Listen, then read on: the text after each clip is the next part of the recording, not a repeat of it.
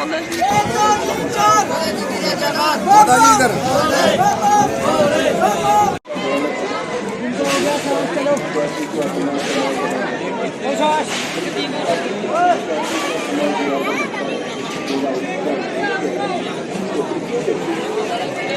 इस सबको सबसे पहले तो महाशिवरात्रि की हार्दिक शुभकामनाएं एवं बधाई।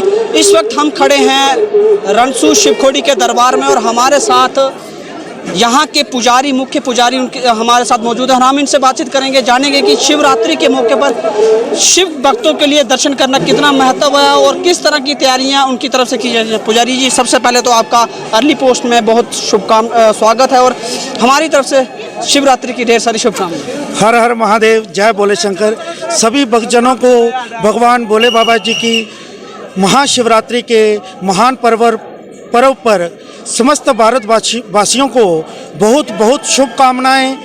जो भी भक्तजन भगवान भोले बाबा जी के इस पावन अवसर पर महाशिवरात्रि वाले दिन भगवान भोले बाबा जी की विधि अनुसार पूजन करते हैं, अर्चना करते हैं, रात्रि 4 पहर पूजन करते हैं। भगवान भोले बाबा जी के आशीर्वाद से समस्त भक्तों की सर्व मनोकामना पूर्ण होती है। सबके घर में सुख शांति, सुख समृद्धि, सुख संतति बनी रहती है और प्रभु आशीर्वाद से समस्त भक्तजन भगवान भोले जी के आशीर्वाद से इस जीवन में सदा सुख भोगकर अंततो गत्वा प्रभु के चरणों में निवास करते हैं। पंडित जी, हम आपसे जानना चाहेंगे कि शिवरात्रि के दिन ही सबसे ज़्यादा रश क्यों होता है और शिवरात्रि के मौके पर दर्शन करना लोगों के लिए कितना महत्व है और इस शिव गुफा की कितनी महत्व है और क्या इसकी पूरी कथा क्या है, इसकी वो भी थोड़ा विस्तार में बताएंगे। जब भगवान भोले बाबा जी की कठोर तपस्या करके भस्मासुर नामक राक्षस ने भोलेनाथ जी से वरदान लिया कि वह जिसके भी सर पर हाथ रखेगा वही भस्म हो जाएगा।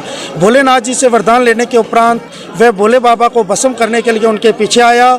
भगवान भोले बाबा अपने परिवार सहित शिवखोड़ी धाम शिव गुफा में आकर विराजमान हो गए और मोहिनी रूप धारण कर भगवान विष्णु जी ने भस्मासुर का वध किया। उसके उपरांत समस्त देवी देवताओं ने भोले बाबा जी के शिवखोड़ी धाम शिव गुफा में दर्शन किए और पिंडी रूप में विराजमान हो गए।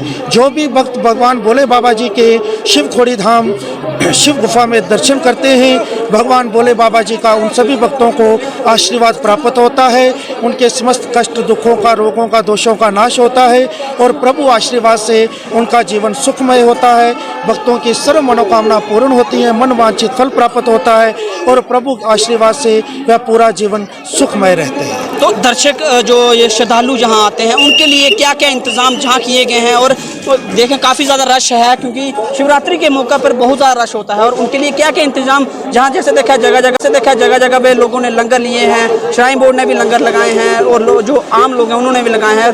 क्या जो श्राइन बोर्ड है और क्या सुविधा भक्तों को दे सकती है, यहाँ पे क्या क्या कमी है अभी और भगवान भोले बाबा जी के दर्शन के लिए जो भी भक्तजन शिवखोड़ी धाम में आ रहे हैं, श्री शिवखोड़ी श्राइन बोर्ड की तरफ से हमारे chairman divisional commissioner Jammu, vice chairman DC Reasi, हमारे EO executive officer ACR Reasi और हमारे जो भी मैजिस्ट्रेट, नायब तहसीलदार रनसू, तहसीलदार पौनी, सब ने मिलकर एक बहुत ही उचित प्रबंध किया हुआ है ताकि जो भी भक्तजन भोले बाबा जी के दर्शन के लिए शिवखोड़ी धाम में आए, सभी भक्तों को बड़ी आराम से बिना किसी कष्ट उठाए हुए भोले बाबा जी के दर्शन प्राप्त हों और वह सभी भक्तजन भोले बाबा जी का आशीर्वाद लेके ही जाएं। आपने देखा है कि पूरे रास्ते में एक नियम अनुसार ही सभी भक्तों को बारी बारी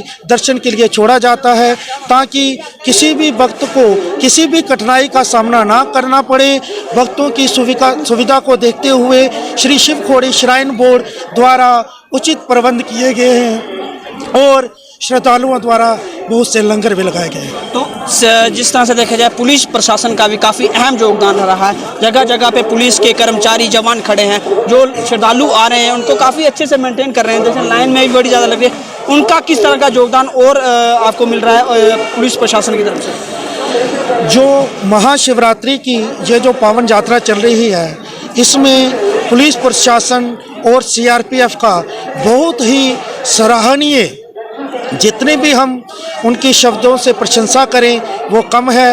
उनके द्वारा जो लॉ एंड ऑर्डर है उसको मेंटेन किया गया है, ताकि कोई भी भक्त किसी भी प्रकार से उदंडित ना हो और वो सीधा लाइन में रह के ही भोले बाबा जी के दर्शन करें।